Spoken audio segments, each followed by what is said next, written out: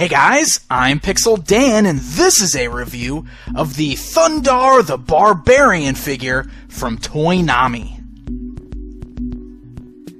Now, I've been wanting to get a hold of these awesome figures from Toynami for years, and finally, I've got them in my possession. So it's time to take a look at these incredibly cool figures from the Hanna-Barbera cartoon series. Released in 2003, Thundarr the Barbarian comes on a standard-style blister card packaging. It's got the really cool Thundarr the Barbarian logo up at the top, and the background of the card has some really awesome scenery pulled straight from the cartoon series.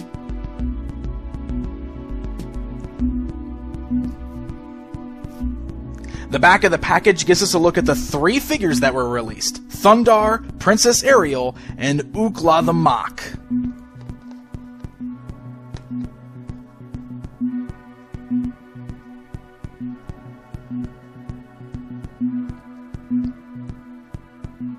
Now, Toynami has always done a really great job of making action figures based on animated characters. The cool thing about this Thundarr the Barbarian figure is that he looks like he jumped right out of the cartoon series.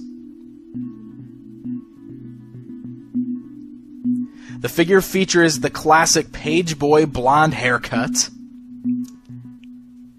And of course he's wearing the furry outfit, all of which is actually made of a rubbery material. It's non-removable, but it is a separate piece from the actual figure underneath.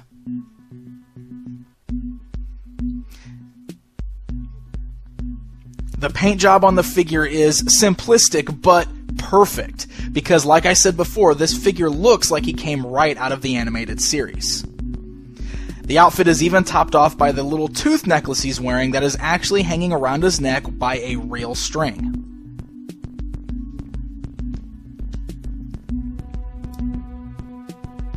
Now, the posability on the figure is actually pretty decent.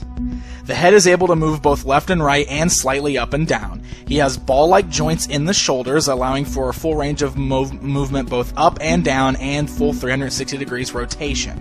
He has a single joint in the elbow. He's got a twist at the wrist above the cuff that he's wearing and below it, as well as a pivot on the wrist, allowing for up and down movement. The waist then twists, and as you can see, the joint is a little loose on this one.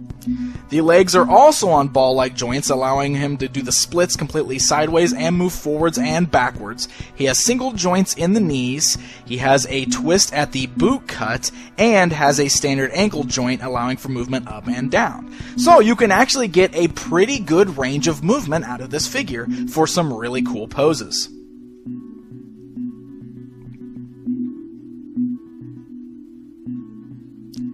Now, the only accessory that comes with Thundarr is the only one he needs: the famous Sun Sword.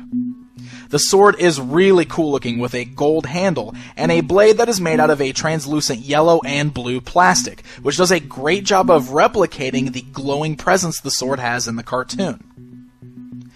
The sword can easily fit into his right hand, and he holds onto it very firmly.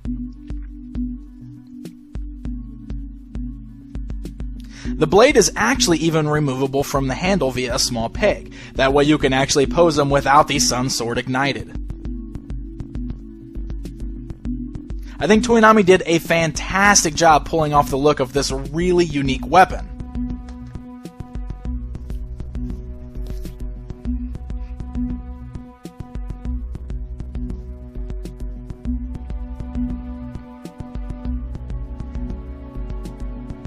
Thundarr the Barbarian is one of those really cool classic animated series from Hanna-Barbera, and ever since the Toynami series of toys came out in 2003, I have longed to have them, and I can say that I am very happy to finally have this Thundarr action figure. He is incredibly well done, with an amazing amount of articulation, a really cool accessory, and a beautiful sculpt. Now, these figures have become a little harder to come by these days, but if you can track down this Thundarr the Barbarian action figure, I would highly recommend doing so. I think you'd be pleasantly surprised by just how cool this figure is. Until next time.